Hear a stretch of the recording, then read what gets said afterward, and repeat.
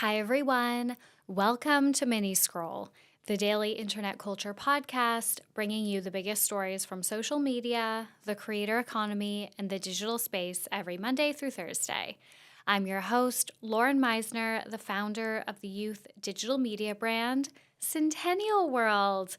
Welcome back to Mini Scroll, everyone. Tell me why I have an 8-page mini scroll for you guys today. I have 7 stories. This is actually unhinged, but I could not cut it down. Literally every single one of these stories is important. But before I start, I needed to let you guys know that I finally saw Wicked. I saw it last night for my birthday with Sean. Oh my God, it lives up to the hype. Like, it is so good. I laughed, I cried, they slayed. It was so freaking good. I did see Ariana Grande in the role. I know there's been mixed opinions on her involvement and, if you could kind of separate her from the role. I did see it as Ariana Grande, but she was amazing. Like, she was amazing in the role. Overall, 12 out of 10 experience. All right, let's get into the stories for today because, like I said, I have a million of them. So the first story that I have for you guys is that Grace O'Malley has addressed the status of her podcast and friendship with Brianna Chickenfry. So we are getting some closure, it seems, on the Brianna and Grace friendship situation. Over the last few months, there has been ongoing speculation that Brianna and Grace have had some really major issues in their friendship. When Brianna split from Zach Bryan, it kind of seemed like she addressed their rift by implying that Zach was putting like a wedge between the two of them. So it seemed like, okay, well, maybe now that he's out of the picture, they can start to rebuild. But that being said, their podcast together has still not returned. There's very limited interaction between the two of them on socials. So people were kind of like, okay, what is going on? Then last week, Brie posted that Plan Brie, their joint podcast, made it to the 2024 Spotify Breakout Creators list. And she wrote, I'm going to try and bring it back. Like, I'm working on bringing some version of Plan Brie back for all of you. This apparently was unbeknownst to Grace, and it led Grace to issue a statement about the podcast and their friendship. She wrote 3 Instagram stories. In the first one, she wrote, "For months I've been radio silent about the status of Plan Brie, and it has killed me to leave you guys hanging. The plan was for Brianna and me to put out a joint statement about the end of the podcast. Everything's so weird and unfamiliar at the moment, so I've just waited for the cue to put that out. Seeing all of you tag us in your Spotify Wrapped made me feel a few things." Then she said, on that same day, as Spotify Wrapped, you may have seen Brianna post that she's, quote, working on bringing back some version of Plan Brie. To give you guys the much needed info you deserve, all I can say is that was my first time hearing about this. So I feel as if it's fair to share my piece about all this jazz with you now. This last year, I've bit my tongue so much that I shouldn't even have one anymore. I was willing to wait out of respect, but things don't always work out the way you think they will. In fact, they rarely do. I most definitely did not foresee any of this ever ending. I don't think I'll ever fully get into every aspect of how this came to be, but it should be said that although this was not a mutual decision, I'm realizing that in the grand scheme of things, it might actually end up being the right one. And then she talked about how she's working on some of her own stuff moving forward. So that caused a lot of backlash, a lot of drama. The next day, Brianna posted her own statement about it on Instagram. She wrote, "Hey guys, I just want to clear the air on things. Grace, I, and the whole team have been well aware Plan Brie has been over for months. Grace and I have been texting back and forth for months about making our announcement video together. But she's been busy with comedy and I've been busy with traveling for work. She means she was blindsided when I said I was working on bringing it back, which I was, looking for talent to hold Grace's and I spots." Okay, because I felt it was unfair to the listeners to leave you without a weekly listen. I started Plan Brie in my dorm room almost 5 years ago and could not have imagined what it would turn into. I didn't want what was built to completely leave you all. Okay, so fans have found all of this really ironic because such a huge part of Brianna's breakup narrative with Zach Bryan was that he publicly shared on his Instagram story that they were broken up, and Brianna said she was blindsided by that announcement. Like, obviously, she knew they were broken up, but it had only happened the day before, and she thought that they would talk about how they would release that, I guess, publicly together, or she would at least be given some type of heads up. So everyone's like, that was such a big part of this like Zach-Brian split narrative, and now it seems like she's basically done the same thing to Grace. I'm going to say from the way that Grace is talking about Brianna versus how Brianna's talking about Grace, it sounds like Grace is very much done. I think she needs a big break from this friendship. And I think Brianna is just hoping that she can just kind of like skate on by and like everything will end up being fine. And that because they've been friends for so long, you know, this is just kind of like a rocky chapter for them. But once the podcast is like that chapter is fully closed, they can get their friendship back on track. But it seems like Grace, at least for now, is kind of standing up for herself for what seems like the first time in their friendship, at least publicly. So people are pretty proud of her for that. Okay, the next story that I have for you guys is Tuah Girl's new crypto coin is being accused of being a pump and dump scam. So Haley Welsh, who went viral as Tuah Girl earlier this year, is under fire after launching a new cryptocurrency called Hawk. Haley launched it on Wednesday, and within 20 minutes of launch, the coin lost over 95% of its market cap. So its market cap was $490 million, and it plummeted to $60 million within 20 minutes. For all of the non-crypto bros here, myself included, market cap is the total value of all the coins that have been mined. So it's calculated by multiplying the number of coins in circulation by the current market price of a single one of those coins. Coins with higher market cap are considered lower risk. What that means is basically everyone who invested in the coin lost tons of money almost immediately. Tons of crypto journalists are calling this like the worst crypto launch possibly of all time. So now crypto journalists are calling this entire thing a pump and dump scheme or like a rug pull scheme. The reason being, I mean, there's several reasons. One of the major reasons being that pre-launch, a lot of these journalists and people that are just really into crypto did some sleuthing, looked into it. I guess it's not hard to find.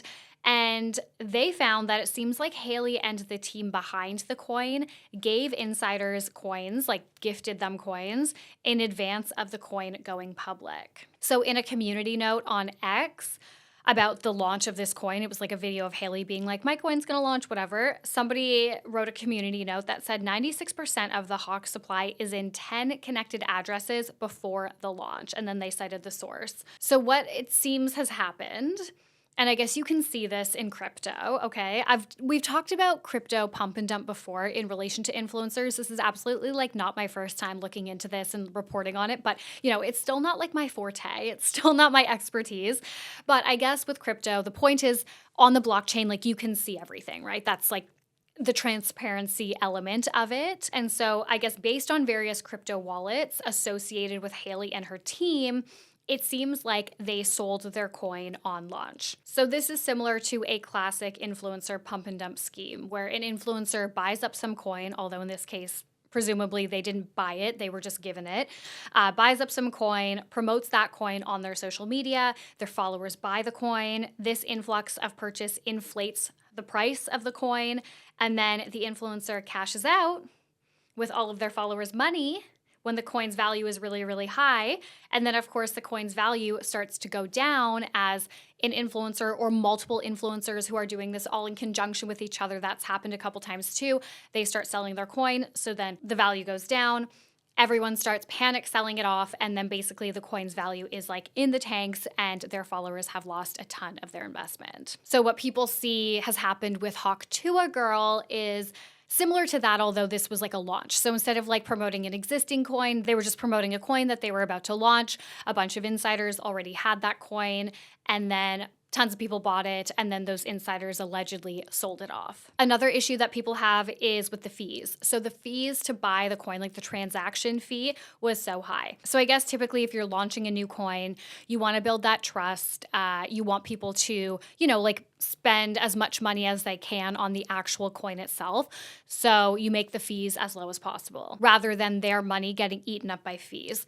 Hawk Coin charges 15% as a fee. So if you invested $30,000, which people did, some people invested their life savings into Hawk Tuah's meme cryptocurrency coin, okay? If you invested $30,000, then $4,500 of that would be taken away by these fees that are basically paid to the company that owns the coin. And the team behind the Hawk coin said that they set these fees high to avoid sniping, which in crypto just means bots that flood a new coin and buy up a ton of it really, really quickly to profit off of a trending coin. Obviously, if the fees are higher, I guess in theory, that means the bots are less likely, or like someone's less likely to snipe that coin. However, the thing here is that there were snipers. But crypto journalists have found that the snipers didn't profit nearly as much as the Hawk Tuah team itself. So I guess the Hawk Tuah team made nearly $2 million from these fees alone. Haley has denied these claims. She says neither she nor her team sold tokens and that no influencers received free coins. Although, like I said, a bunch of crypto journalists are like, that's objectively untrue. Like, you can see that in crypto wallets. I don't know. This is just me relaying what other people are saying, okay? And there was this absolutely insane Twitter Spaces conversation after all of this happened, where Haley and the man who basically helped her bring this coin to life, named Doc Hollywood, addressed concerns. And he just fought with crypto journalists and crypto bros the whole time. I can't even describe how crazy this conversation was, because it was basically just Doc Hollywood yelling into, I presume, his phone, the Spaces, a Twitter Spaces conversation, yelling at these people who were questioning them. He called people who are really into crypto mentally ill. He said the coin's audience was not intended to be people that are well-versed in crypto or crypto bros, but actually just regular people who had not invested in crypto before, which is just a huge red flag. You're literally just admitting that you are preying on people that don't quite understand how crypto works because you're hoping to get first-time buyers. And he just completely avoided the questions, or deflected the questions about where the money from the 15% fees actually went, where that money went to. He eventually said it went to the foundation that started the coin, and when pressed on who owns that foundation and what the foundation needs nearly $2 million for, he deflected and wouldn't give a proper answer. He said Haley does not own the foundation. He says, no, I don't own the foundation. The foundation is set up in the Cayman Islands, and it's a foundation. He just kept saying, it's a foundation, as if nobody owns a foundation. And during this, Haley was on it, but she basically didn't speak. And I saw one internet culture reporter say that it was almost like her voice was AI. They weren't even sure if she was actually on the call. And when she was asked directly herself where the money went, she said she was going to bed and then signed off. So I know I'm kind of laughing. This is just so, this is one of the biggest messes we have seen in crypto, in the influencer crypto space, maybe ever. I'm going to say maybe ever. This is so predatory. I feel so bad for the people that put money into this. I understand there's tons of jokes, Hawk Tuah. Okay, come on, really? You're going to buy a Hawk Tuah coin? You're going to put thousands and thousands of dollars, your life savings, into a Hawk Tuah cryptocurrency?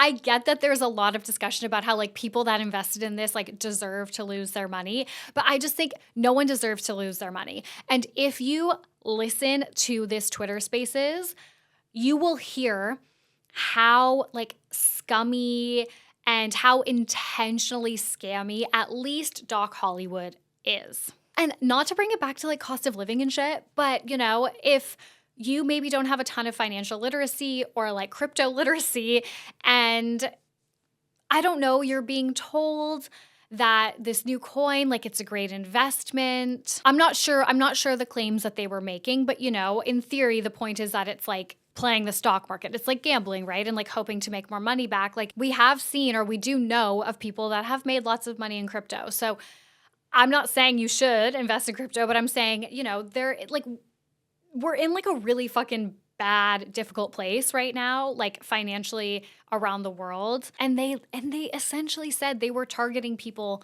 that would fall for this. I think instead of blaming the people that put their money in, like we need to look at this at a larger scale. This has happened now so many times where like a really big influencer or a group of influencers promotes cryptocurrency and their followers lose money. So this is like a recurring scam that is happening in the digital space.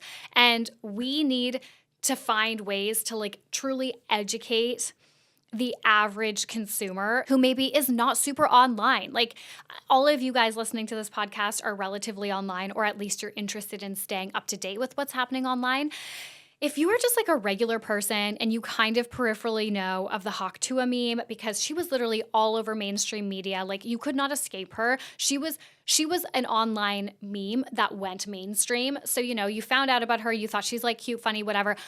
Obviously her audience, I should also say, are mostly men. Like she got famous from obviously kind of like a sex joke. And then instead of becoming like a lifestyle influencer, like she has decided that she's going down that kind of like red-pilled manosphere route as a woman. And so most of her followers are men. They might not know, the people that invested in this, whether they're a man or a woman, like they might not know about cryptocurrency scams. They might not know that this has happened to several other influencers before. Like if you are not like super online and keeping up with this stuff, I don't know how you would know. It's not really mainstream news quite yet. This is definitely like this Haley situation definitely is becoming mainstream news. It is mainstream news because it's like one of the biggest instances. It's like so blatant and it's like her own coin. It's not her promoting like someone else's coin.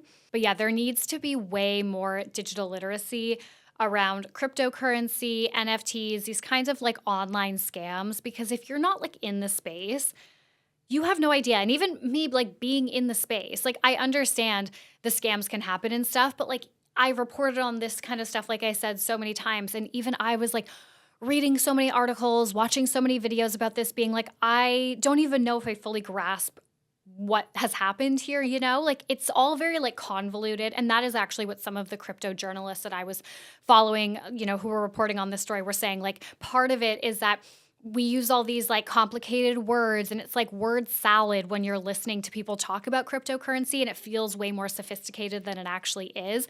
And that makes it seem like more legitimate, quote unquote, and that can be super deceiving. So there are still a lot of questions about how involved Haley actually is in the coin. CoffeeZilla, who is a YouTuber that's been reporting on this, he got a message from Haley's entertainment lawyer saying that she was paid, I think it was like $125,000 to initially do the promo for it, like put her face on it. And then she was supposed to get, sorry, I didn't write it down, so this might be slightly off, but she was supposed to get, I think, 50% of like profits or whatever, I guess from the fees, that he kept being like, where are the fees like going to? Like he was one of them that was like yelling at them on Spaces, like, answer my question. This lawyer said that she has not received any money yet. So I'll keep you guys posted if there's any major developments. I mean, I think there's going to be some type of like legal, at least like investigation. I'm not sure about ramifications, but at least an investigation. All right, the next story that I have for you guys, this is a quick one, but Trisha Paytas was on SNL this weekend. Okay, I don't know. This is like so crazy, you guys. I know you guys understand how wild this is, but Trisha appeared in a skit about Spotify Wrapped this weekend on SNL alongside Bowen Yang and Paul Mescal. Like, what the hell? And obviously like other SNL stars. Now, this is obviously huge, regardless, for an internet celebrity to make it somewhere that feels like so traditional like SNL. Like SNL is constantly being criticized for like not coming into the modern age and just kind of being a little bit on the back foot with that kind of stuff. So, but also what fans really can't get over is that 3 years ago on an episode of Frenemies, Ethan Klein told Trisha that he would cut off his whole arm if Trisha ever got on SNL, obviously implying that he thought, she would never get an opportunity like that. So everybody's making like compilations on TikTok and Twitter just being like, can you believe Like they had this exact conversation. Ethan did not believe in her whatsoever. And 3 years later, she made it happen. The next story that I have for you guys is the US TikTok ban was upheld in court as of December 6th on Friday.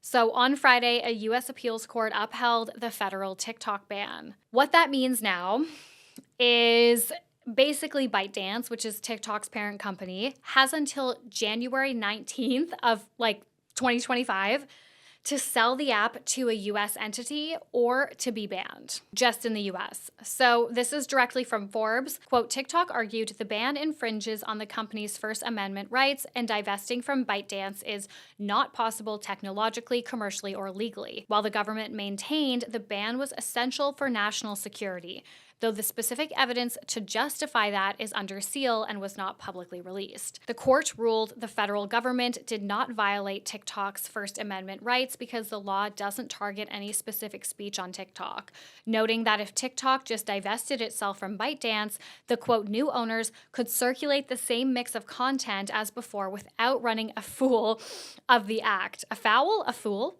A fool?